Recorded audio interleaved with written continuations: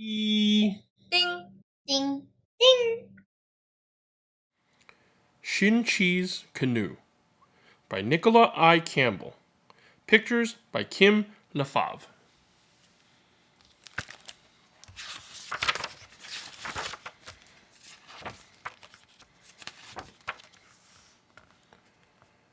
The morning sun was shining so bright, Shishietko had to squint.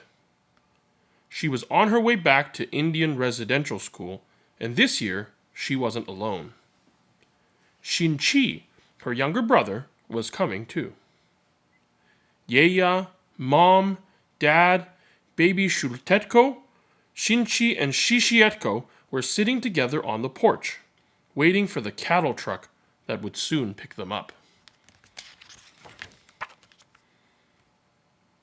Dad, it'll be summertime when we come home. Can you please build us a dugout canoe of our own? Shin-Chi said. My children, don't you like paddling with me anymore? Said their dad as he pulled them close. We love paddling with you, Shishietko said. But we're getting way too old, and I want to learn to paddle all alone, said Shin-Chi, who was 6 years old. Last year, on her first day at Indian residential school, Shishietko had been punished because she could not understand the English words. Then they cut her long braids and threw them away, and washed her head with kerosene. And so that morning, before the sun rose, Shishietko said, Yeya, can you cut our hair today?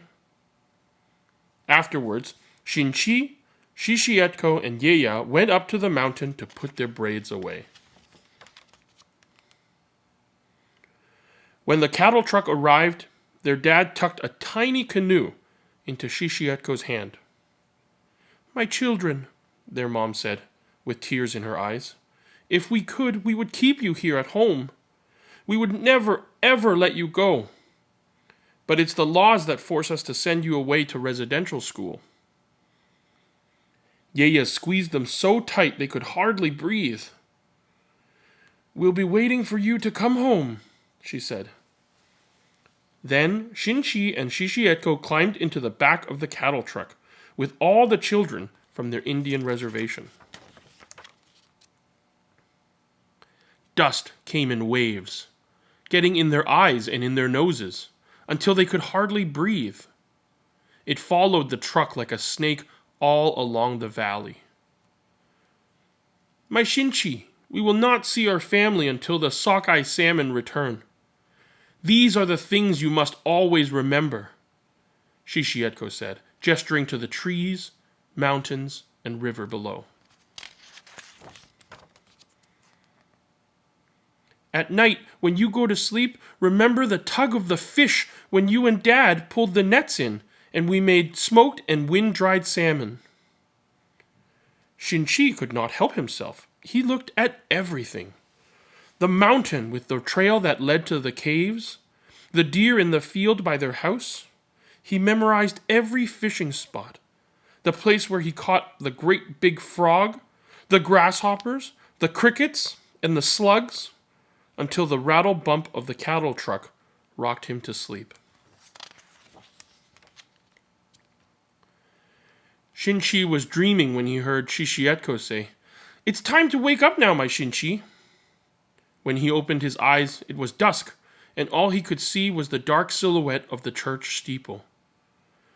Remember, my English name is Mary. Your English name is David. And don't forget, we aren't allowed to talk to each other until next June. Shishietko gave him the tiny canoe that their father had made. This, my Shin-Chi, is for you. No matter where you go, no matter what you do, be careful to keep it hidden. When they got off the truck, the priests and sisters said, Juniors and intermediates stand single file in separate lines. Boys stand here, girls stand over there. Then, single file, they marched inside. That night, in the junior girls' wing, Shishietko wondered if her Shin-Chi was okay. He was used to sleeping near his sisters. He had never slept alone.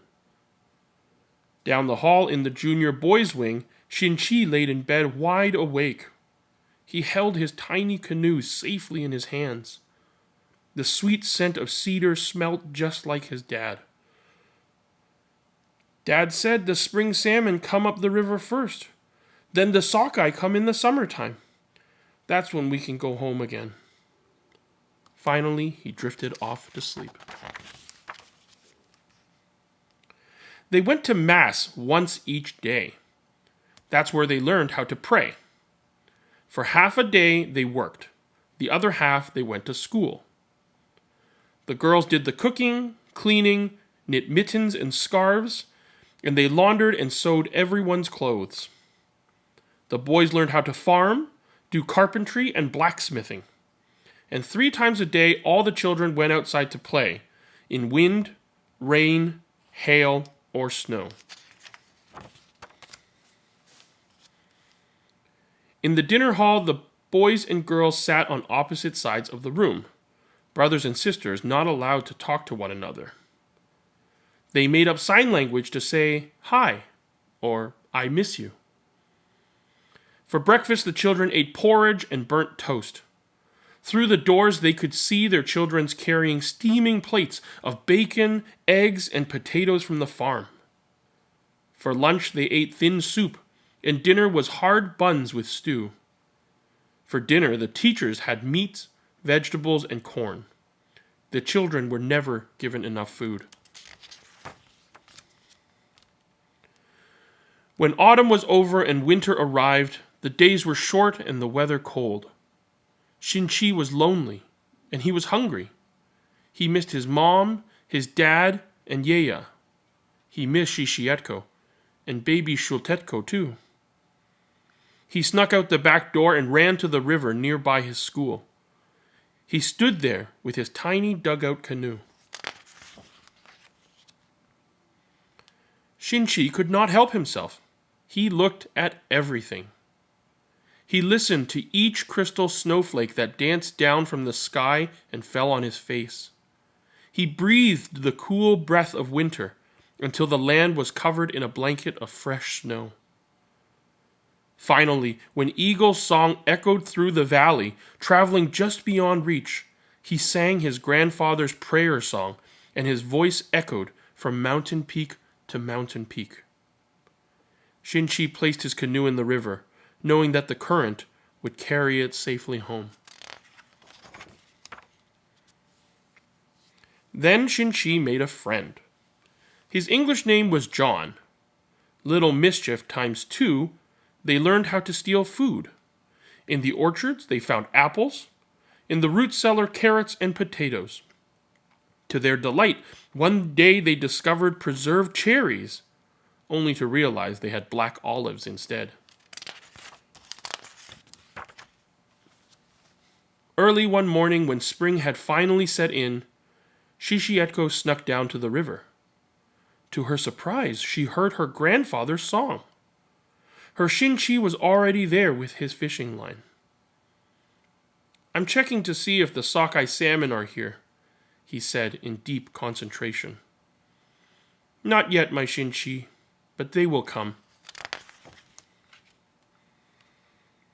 When the sockeye finally swam up the river, the dust rose around the cattle truck like a great big butterfly that followed them all the way home. Shin-Chi could hardly wait. "Shishietko," he asked over and over again, "how much longer till we get home?" "Little mischief, you. We'll get there soon," Shishietko said, with sparkles in her eyes. When the cattle truck arrived at last, their mother and Yeya ran to greet them. "Oh, my grandchildren, we missed you," Yeya said, squeezing them tight. "Your dad is in the woodshed," said their mom as she hugged him too. This time she had tears of happiness in their eyes. Shishietko and Shin-Chi ran as fast as they could, all the way to the woodshed. There they found their dad carving them their very own dugout canoe. The end. Well, I hope you enjoyed that reading of Shin-Chi's Canoe by Nicola Campbell.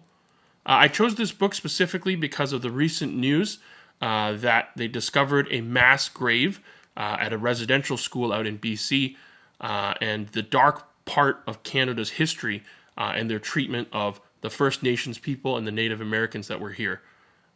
Nicola Campbell herself is Interior Salish and Métis descent, and she interviewed her own relatives and the elders in her community about their experiences in residential schools, and she included a lot of that in the book.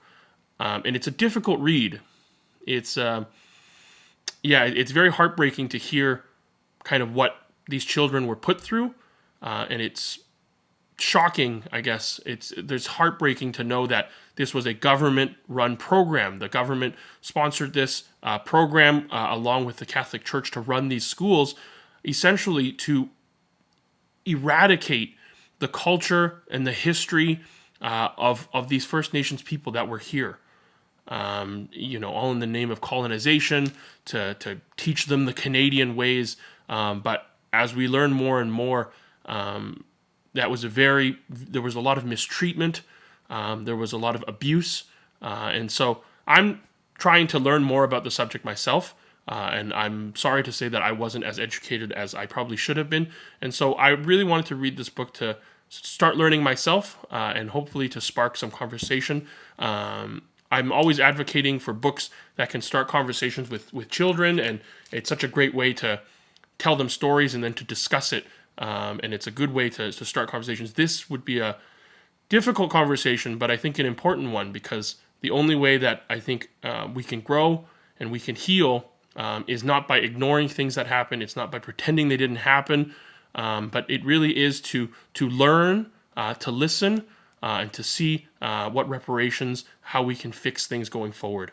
And unfortunately, the mistreatment of the Native people, the First Nations people here in Canada, have a long history, and I think with authors like this, bringing books like this in front of our children, and we can read them, we can start those discussions and hopefully work towards a better future, and we can avoid mistakes like this again.